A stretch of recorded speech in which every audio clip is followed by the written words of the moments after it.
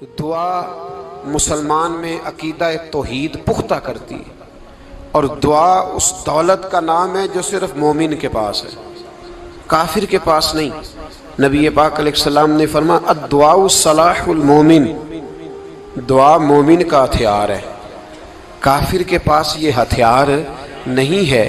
مومن جب اپنے مالک کے حضور دعا مانگتا ہے نا، دنیا میں آپ کسی سے زیادہ مانگے تو وہ ناراض ہو جاتا ہے، وہ کہتا ہے بھائی تو نے تو کام بنا لیا ہے، کل بھی دیا تھا، پرسوں بھی دیا تھا، روز روز تجھے کون دے؟ میرے نبی پاک علیہ السلام نے فرمایا جو اپنے رب سے زیادہ مانگتا ہے رب اس سے زیادہ راضی ہوتا ہے، زیادہ راضی ہوتا ہے۔ اب دعا مخصوص اوقات نہیں دعا کے، فرمایا اذا دعان، جب بھی دعا مانگو گے تمہارا رب تمہاری دعا کو، جب بھی دعا تو دعا کرتے رہنا چاہیے، ہر وقت دعا میں بندہ شامل رہے، اللہ کے ذکر میں شامل۔ یہ جو قرآن مجید نے کہا نا یا ایھا الذین آمنوا اذکروا اللہ ذکرا کثیرا، اے ایمان والو اپنے رب کا ذکر کثرت سے کرو، وسبحوہ بکرۃ واصیلا، اور صبح و شام اسی کی پاکی بیان کرو۔ تو اس سے مراد یہ نہیں ہے کہ تسبیح لے کے سارا دن مسجد میں بیٹھے رہو اور کام کوئی نہ کرو، بلکہ اس کا مطلب یہ ہے کہ روٹی شروع کرو تو اللہ کے نام سے، اختتام کرو تو اللہ کے نام، سو جاؤ تو رب کا نام لے کے، سویرے اٹھو تو اللہ کا نام لے کے، جب تمہیں کوئی چیز اچھی لگے تو ماشاءاللہ کہو، جب کوئی مصیبت آئے تو کہو انا للہ و انا الیہ راجعون۔ تو سارا دن اللہ کا ذکر جاری رہے گا۔ نبی پاک صلی اللہ علیہ وسلم نے مسلمان کو ایک دوسرے سے ملنے کا طریقہ بتایا۔ مصیبت آئے تو کیا کہنا ہے؟ صرف فوتگی پہ نہیں کہنا، اس کی وضاحت کر دوں۔ کوئی بھی الذین اذا اصابتہم مصیبہ، جب بھی کوئی مصیبت آئے، اللہ کے بندے کہتے ہیں ہم اللہ کی طرف سے آئے ہیں اور اللہ کی طرف ہی ہم نے لوٹ جانا۔ تو میرے عزیز ہر وقت اللہ کا ذکر جاری رہے گا، ہر وقت زبان پہ رب کریم کا۔ دیکھیں نا نبی پاک علیہ السلام نے ہمیں ملاقات کا طریقہ بتایا۔ ایک صحابی آئے تو انہوں نے آ کے کہا السلام علیکم، نبی پاک علیہ السلام نے فرمایا رب تعالیٰ نے اسے 10 نیکیاں عطا فرمائی ہیں۔ دوسرے آئے تو انہوں نے کہا السلام علیکم ورحمۃ اللہ، تو محبوب فرمانے لگے، امام بہقی نے اس کو لکھا ہے، محبوب فرمانے لگے رب کریم نے اسے 20 نیکیاں عطا فرمائی۔ ایک اور آئے، عرض کیا السلام علیکم ورحمۃ اللہ وبرکاتہ، محبوب فرمانے لگے اللہ نے اسے 30 نیکیاں عطا فرمائی۔ اچھا اس کا مطلب کیا ہے؟ السلام علیکم، تم پر سلامتی ہو، سادہ ترجمہ یہ ہے کہ تم سلامت رہو، تم سلامت رہو، ورحمۃ اللہ وبرکاتہ، تم پر اللہ کی رحمت بھی ہو اور اس کی برکتیں بھی ہو۔ وہ کیا کہتا ہے؟ وہ کہتا ہے وعلیکم السلام، تم پر بھی سلامتی ہو، ورحمۃ اللہ وبرکاتہ، اللہ کی رحمت ہو اور اس کی۔ یہ جو مسنون دعائیں ہیں نا جو حضور نے ہمیں دعائیں سکھائیں ہر موقع پہ، ان کا کمال دیکھیے۔ اب ایک مسلمان نے آتے کہا السلام علیکم، اس کا مطلب کیا ہے؟ تم پر۔ اب وہ جھگڑا کرے گا اسے مارے گا، اس کا مال چھینے گا؟ اس نے تو آتے ہی کہا ہے تم پر سلامتی ہو۔ تو جو سلامتی کی دعا دینے والے ہیں وہ جیب تھوڑی کاٹیں گے، وہ غبن تھوڑی کریں گے، ڈاکہ تھوڑا ڈالیں گے۔ اسلام نے لفظ ہی وہ سکھایا ہے کہ فرمایا جب تم نے ملنا ہے تو تم نے دعائیں کرنی ہیں ایک دوسرے کے لیے۔ اب ہمارے ہاں نئے نئے لفظ آ گئے، ٹیلی فون اٹھایا تو کہا ہیلو، اس کا کیا ترجمہ ہے؟ کون ہے؟ اس کا کیا ترجمہ ہے؟ جی جناب، اس کا کیا مطلب؟ ہم نے دیکھا بڑے بڑے سمجھدار لوگ السلام علیکم کی بجائے ایک بات کہتے ہیں کیا حال ہے؟ بھائی کیا عجیب بات ہے، بھائی کیا حال ہے کا کیا مطلب ہوا؟ وہ بعد میں کرنے کی بات ہے۔ اور کچھ تھوڑا سا جو ادیب ہیں، جو بیچارے حروف کے پیچ و تاب میں رہتے ہیں، وہ کہتے ہیں آداب عرض ہے۔ وہ کیا ہوتا ہے جی؟ اسلام نے دعا سکھائی ہے السلام علیکم، یہ کتنی خوبصورت دعا ہے۔ جب آپ گھر کے اندر داخل ہوئے تو آپ نے دعا دی السلام علیکم، یہ دعا دی آپ۔ ایک صحابی حاضر خدمت ہوئے، عرض کی یا رسول اللہ صلی اللہ علیہ وسلم میرے گھر میں غربت رہتی ہے، کیا کروں؟ نبی پاک علیہ السلام نے فرمایا جب بھی گھر جایا کرنا گھر والوں سے سلام لیا کر، گھر والوں سے کیا کہا کر؟ السلام علیکم، جب بھی گھر جائے۔ یعنی گھر آیا، اب گھر والوں نے بتایا کہ ماچس کی ڈبیا تو لے آؤ، اب یہ دکان کونے پہ تھی گھر والے پہ، وہاں سے ماچس کی ڈبیا لے کے واپس گیا تو کہنے لگا السلام علیکم. پھر گھر والوں نے کہا ہو بتانا یاد ہی نہیں رہا، چینی بھی ختم ہو گئی ہے. تو یہ پھر گیا چینی لینے، لوٹ کے آیا تو کیا کہا؟ جب اللہ چاہتا ہے تو کہے، جب اللہ کے رسول چاہتے ہیں تو کہے. اس کا ترجمہ یہ ہے کہ تو کہہ، تو سلام لے. اللہ رسول چاہ رہے ہیں کہ تو سلام لے تاکہ تیرے گھر میں سلامتیاں ڈال دی جائیں. تو فرمایا سلام لینی ہے تو نے، اور ساتھ تو نے اس طرح کرنا ہے کہ 3 دفعہ سورۃ اخلاص کو پڑھنا ہے. امام قرطبی نے اس کو لکھا ہے. اس نے کہا حضور غربت بڑی ہے. غربت بڑی ہے تو کہ وظیفہ بتائیں. فرمایا جب بھی گھر جاؤ سلام لو اور 3 دفعہ سورۃ اخلاص پڑھو. وہ صحابی کہتے ہیں میں پکا ہو گیا.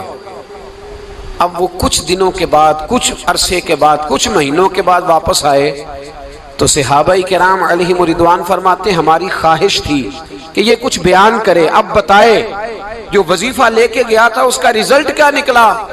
کہتے اس نے بڑی حیرت انگیز بات کی، حیرت انگیز عجیب انداز میں. کچھ لوگوں کا دل ہوتا ہے نا کہ مجھے ملے میرے پڑوسی کو نہ ملے، اور کچھ کا دل ہوتا ہے یار مجھے بھی ملا ہے اور الحمدللہ میرے پڑوسی کو ملا ہے. تو صحابی جب حاضر ہوئے تو صحابہ کہتے ہیں ہمیں تجسس تھا کہ یہ کچھ بتائیں. تو حضور نے فرمایا کیا حال ہے تیرا؟ کہا یا رسول اللہ کمال ہی ہو گئی ہے حضور، میں جب بھی گھر جاتا ہوں سلام لیتا ہوں اور 3 دفعہ سورۃ اخلاص پڑھتا ہوں. میں تو امیر ہو ہی گیا ہوں، میرے تو ہمسائے بھی امیر ہو گئے. کتنا پیارا ہے یہ جملہ، کتنا حسن ہے. اتنا اچھا لفظ کسی اور کے پاس ہے ہی نہیں جو الفاظ ہمیں ہمارے رسول نے عطا فرمایا. اس کو اپنائیے، اس کو اپنائیے. یہ الگ بات ہے کہ لوگ مطلب کے لیے سلوٹ کر لیتے ہیں بڑا سارا، لیکن مطلب کے لیے نہیں. جس کو جانے اس سے بھی سلام لیں، جس مسلمان کو نہیں جانتے اس سے بھی. تو نبی پاک نے ہمیں مسنون دعائیں سکھائیں. رات کو جب سونے لگیں اللہ کے رسول صلی اللہ علیہ وسلم نے ہمیں دعا سکھائی. حضور نے فرمایا جب سونے لگو تو مسلم شریف میں فرمایا تم نے یہ دعا پڑھنی اللہم باسمک اموت و احیا. تم نے کہنا اے اللہ میں تیرے نام پر مرتا ہوں اور تیرے نام پر جیتا ہوں. نبی پاک صلی اللہ علیہ وسلم نے ایک حدیث میں فرمایا کہ یہ جو نیند ہے نا یہ موت کی چھوٹی بہن ہے، یہ موت کا ایک حصہ ہے. جس طرح انسان سو جائے تو کوئی خبر نہیں ہوتی کیا ہو رہا ہے، بالکل وہ اٹھا ہے تو اس نے کہا ہو یہ کیا ہوا. سو جاتا ہے نا آدمی، اسے خبر نہیں ہوتی. اوہو میں نے تو 11 بجے اٹھنا تھا، یہ تو 3 بج گئے. اب اسے خبر نہ رہی. سوتے ہوئے لوگ چوری کر لیتے ہیں، بلکہ اس طرح بھی ہوتا ہے کہ آدمی نے گکھڑ اترنا تھا، وہ پنڈی سے آ رہا تھا لیکن وہ سویا ہوا تھا. آنکھ تب کھلی جب کاموں کی آ گیا تھا. اب اس کا اس پر زور تو فرمایا کیا پتا اب تو کھل گئی کاموں کی، جا کے لاہور جا کے کسی جگہ پہنچ کے تو یہ بھی ممکن ہے کہ کھلے ہی نہ، نیند ہی موت کا سبب بن جائے. تو تو کہہ کے سو کہ یا اللہ تیرے نام پہ سو رہا ہوں. اللہ کس نام پہ سو رہا ہوں؟ یار اگر ہم ان دعاؤں کا حسن سمجھے مت اللہم باسمک اموت و احیا، یا اللہ میں تیرے نام پہ سوتا ہوں اور تیرے نام پر اٹھتا ہوں. گویا کہہ رہا یا اللہ میری نیند بھی تیرے فضل سے ہی ہے، اور اگر آنکھ کھل جائے تو وہ بھی تیرے فضل سے ہی ہے. کتنا اعلیٰ نبی پاک علیہ السلام نے انداز سکھایا. اور پھر بخاری شریف میں حدیث موجود ہے، فرمایا جب اٹھو تو کہو الحمدللہ الذی احیانا احیانا بعد ما اماتنا والیہ النشور. فرمایا جب تم سو کے اٹھو تو پھر کہو اے اللہ ساری تعریفیں تیرے لیے، تمام تعریفیں جس نے ہمیں موت کے بعد حیات دی. موت کے بعد فرمایا احیانا بعد ما اماتنا، ہمیں مرنے کے بعد گویا اللہ کا شکر ادا کر کے آنکھ کھل گئی. دیکھیں کس طرح اسلام مسلمان کو اللہ کے ساتھ جوڑتا ہے. فرمایا شکر کر، آنکھ کھل گئی. کہ یا اللہ تیرا شکر ہے تو نے موت کے بعد ہمیں دوبارہ حیات عطا فرمائی، یہ شکر ادا کرو. گویا تم یہ نہ کہنا کہ میں اٹھ گیا ہوں تو میرا کمال ہے، یہ نہ سمجھنا میں اٹھ گیا ہوں تو میں بڑا پابند ہوں، جب میں ارادہ کر لوں کہ میں نے 11 بجے اٹھنا ہے تو پھر میں اٹھ جاتا ہوں. یہ نہ کہنا کہ یہ الارم بڑا اچھا ہے، یہ مجھے اٹھا لیتا ہے. ذہن کے اندر خیال کر کہ نیند تو موت کی طرح تھی، یہ جو میں اٹھ گیا ہوں تو اپنے رب کے فضل سے اٹھا ہوں. جو میں اٹھ گیا ہوں، جو ابھی اٹھے ہیں وہ تو بول دینا کم از کم کہ میں اپنے رب کے فضل سے اٹھ گیا. تو دعا سکھائی. پھر دیکھیے نبی پاک صلی اللہ علیہ وسلم نے فرمایا جب تم بیت الخلاء میں جاتے ہو نا، واش روم میں جاتے ہو، تو گندی چیزیں ہوتی ہیں وہاں، شیطان ہوتے ہیں، جنات ہوتے ہیں، یہ گندگی پہ ہوتے ہیں۔ جب تم واش روم جاؤ، بیت الخلا جائے، تب بھی دعا مانگو۔ کیا دعا مانگو؟ وہ دعا بھی نبی پاک صلی اللہ علیہ وسلم نے ہمیں تعلیم فرمائی اور بخاری میں ہے، کہا پڑھا کرو اللہم انی اعوذ بک من الخبث والخبائث۔ کہو اے اللہ ناپاک چیزوں سے میں تیری پناہ مانگتا ہوں، وہ نر ہوں یا مادہ ہوں۔ اللہ میں تیری پناہ مانگتا ہوں۔ واش روم کے اندر بہت ساری بری چیزیں ہوتی ہیں، جوان میری بات پر توجہ فرمائیں، وہاں بہت ساری گندی چیزیں ہوتی ہیں۔ انسان کئی دفعہ واش روم میں جاتا ہے، اسے وسوسے زیادہ آتے ہیں، یہ نوٹ کریں میری بات کو۔ اصل میں نا ہم بات ڈھونڈ رہے ہیں علاج اپنی بیماریوں کا، حالانکہ علاج تو سارا مدینے والے رسول کے پاس موجود ہے، محبوب کے پاس ساری دوائیاں ہیں۔ تو نبی پاک علیہ السلام دیکھیں نا، انسان واش روم میں جاتا ہے اسے وسوسے آتے، برے خیالات آتے، وہ گناہ کی طرف کئی دفعہ مائل ہوتا ہے، تو کہا تو دعا پڑھ کے جا، اللہم انی اعوذ بکا، یا اللہ میں تیری پناہ مانگتا ہوں، من الخبث والخبائث، ہر خبیث اور بری چیز سے میں تیری پناہ مانگتا ہوں، وہ نر ہو یا یار۔ کتنا عظیم دین ہے، کتنا عظیم میرے مصطفیٰ کریم کا وہ والا دین ہے۔ اصل میں اللہ کرے بی اے پاس بچے کو بیت الخلا کی دعا بھی یاد ہو جائے، ایسے یاد ہو جائے، اور اس کے ماں باپ سمجھ لیں کہ جوان ہو گیا ہے، تو اب ہو سکتا ہے اس کی طرف شیطان حملہ زیادہ کرے، اسے خراب کرنے کی کوشش کرے، تو لہٰذا اسے دعا سکھائی جائے تاکہ اس کو پہلے سے پتا ہو کہ میں نے اس بے ایمان سے بچنا کس طرح سے۔ اب آپ دیکھیے نبی پاک علیہ السلام نے ہمیں دعا سکھائی، مصنف ابن ابی شیبہ میں۔ کون سی دعا؟ واش روم سے نکلنے کی۔ اللہ اکبر، بڑی زبردست دعا ہے، بڑی زبردست۔ آپ یقین کریں اس ایک ایک دعا پر ایک ایک پورا بیان ہو سکتا ہے، ایک ایک۔ یہ اس لیے نہیں میں کہہ رہا کہ میں کوئی عالم فاضل آدمی ہوں، آپ کہیں گے کہ بتا رہے ہیں میں بڑا پڑھا لکھا ہوں، صرف یہ عرض کر رہا ہوں کہ اس کے فوائد پر، ثمرات پر جو اللہ تبارک و تعالی امت کو دیتا ہے، ان دعاؤں کی جو فضیلت حدیثوں میں آئی، اور پھر جو اس کے فوائد ہے، اگر اس پر بات کروں تو ایک دعا تقاضا کرتی ہے کہ اس پر پورا ایک لیکچر ہونا چاہیے۔ دیکھیے آپ واش روم سے نکلے، دعا کیا ہے؟ دعا کے لفظ کیا؟ الحمدللہ الذی، ایک حدیث میں لفظ ہے غفرانک، غفرانک، اے اللہ میں تجھ سے بخشش چاہتا ہوں۔ اور جو مشہور اور معروف ہے مصنف ابن ابی شیبہ کی روایت، فرمایا الحمدللہ الذی اذھب عنی العذاب وعافانی، فرمایا اے اللہ تیرا شکر ہے۔ واش روم سے نکلا ہے تو کہہ رہا ہے یا اللہ تیرا شکر ہے، تو نے مجھ سے اذیت دور کی، وعافانی، اور تو نے مجھے عافیت عطا کر دی، اذیت دور کر دی اور عافیت۔ بولیے واش روم سے نکلا ہے تو کیا کہتا ہے؟ یا اللہ تیرا شکر ہے، تو نے مجھ سے اذیت دور کر دی اور مجھے عافیت۔ ڈاکٹر حکیم ہومیوپیتھک ایک چیز پر متفق کم ہوتے ہیں، پتہ ہے نا آپ کو، لیکن اس بات پر سب کا اتفاق ہے کہ اگر کسی کو قبض ہو جائے نا تو شاید 70 یا 72 بیماریاں لگ جاتی ہیں اس کو۔ اور جب آدمی کو قبض ہوتی ہے نا، پیٹ کے اندر فضلہ جم جاتا ہے، خارج نہیں ہوتا، اس کو اعصاب کی بیماری ہوتی ہے، اس کے ذہن پر اثر ہوتا ہے اس چیز کا۔ آپ یہ مت سمجھیں کہ کھانا کھانا یہ کمال ہے، اللہ نے یہ بھی نعمت بنائی ہے کہ کھانا جب خارج ہوتا ہے تو وہ بھی اللہ کا بہت بڑا احسان ہے۔ تو فرمایا تو سمجھا ہی نہیں، اگر تجھے قبض ہو جاتی، تیرے پیٹ کے اندر وہ چیز جم جاتی، تیرے لیے کتنی تکلیف کا باعث تھی۔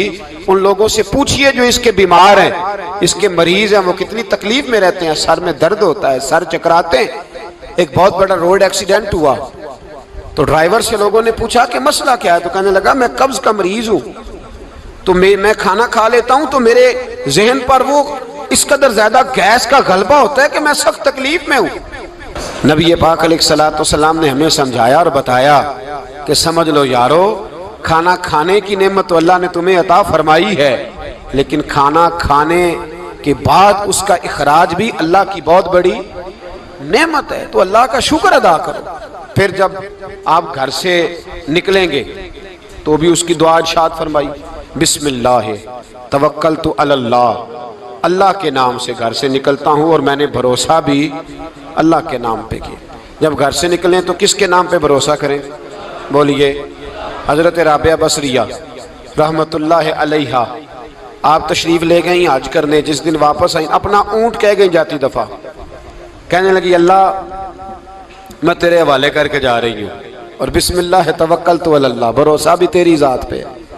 جس دن واپس آئی نا اسی دن کسی نے بتایا کہ اماں آج ہی تیرا اونٹ مر گیا ہے، تو اونٹ کے سرانے کھڑی ہو کے کہنے لگی مولا میں تو تیرے نام پہ تیرے پہ بھروسہ کر کے گئی تھی، تیرے حوالے میں تو تیرے گھر گئی تھی۔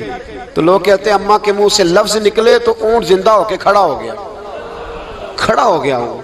تو اماں کہنے لگی نہیں تمہیں غلطی لگی ہے، مرا ہی نہیں تھا، پہلے سے ہی موجود تھا، وہ اپنی کرامت بھی نہیں ظاہر ہونے دی۔ تو بھائی گھر سے نکلیں تو کس لفظ پر کہ یا اللہ میں تیرے بھروسے پہ نکل رہا ہوں میں، اس کے دو فائدے ہوں گے، ایک تو آپ اللہ کی امان میں جا رہے ہیں، اللہ کی امان میں آ رہے ہیں، اور دوسرا جس گھر کو آپ چھوڑ کے جا رہے ہیں اسے بھی اللہ کی امان میں دے کے جائیں۔ تو کتنا لذت والی دعا ہے جو نبی کریم علیہ السلام نے ہمیں سکھائی۔ اب ذرا حدیث سنیں خوش ہو کے، دیکھیں حضور نے دعا سکھائی، فرمایا جب دیکھ لو نا کسی کو ہنستا ہوا، کیا کرتا ہوا؟ ماشاءاللہ آپ تو ہنسنے لگے۔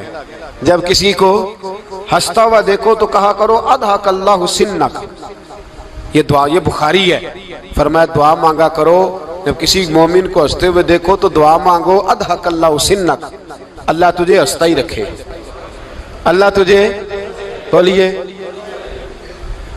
جل نہ جایا کرو کہ میں پریشان ہوں تو یہ ہنس کیوں رہا ہے، جھلا نہ کرو، بلکہ کیا کہا کرو اللہ تجھے ہنستا رکھے، اللہ تجھے۔ نبی پاک صلی اللہ تعالی علیہ وآلہ وسلم نے فرمایا، ترمذی میں حضرت اسامہ بن زید رضی اللہ تعالیٰ عنہ سے حدیث مروی ہے، حضور نے فرمایا جس نے کسی کے ساتھ احسان کیا اور جس پر احسان کیا، اگر اس نے یہ دعا پڑھ دی نا جزاک اللہ خیرہ، تو فرمایا اس نے اللہ کی بھی پوری حمد کر دی اور محسن کا صحیح شکریہ بھی ادا کر دیا۔ کیا کہنا ہے؟ جزاک اللہ، اللہ تجھے بہترین جزا عطا کرے۔ اس کا ترجمہ کیا ہے؟ اللہ تجھے بہترین، کیونکہ حضور فرماتے ہیں من لم یشکر الناس ولم یشکر اللہ، جس نے بندوں کا شکریہ ادا نہیں کیا اس نے اللہ کا بھی شکریہ ادا نہیں کرنا۔ تو کیا کہنا چاہیے؟ جزاک اللہ خیرہ۔ اور اگر اماں کہتی ہو بچوں کو انگریزی سکھانی ہے تو کیا کہنا ہے؟ پھر شکریہ ادا کرنے میں کیا کہنا ہے؟ Thanks, thank you. او خدا کے اس کا ثواب کتنا ہے؟ بولے انگریزی ایک زبان ہے، اس کو زبان ہی رہنے دیں گے۔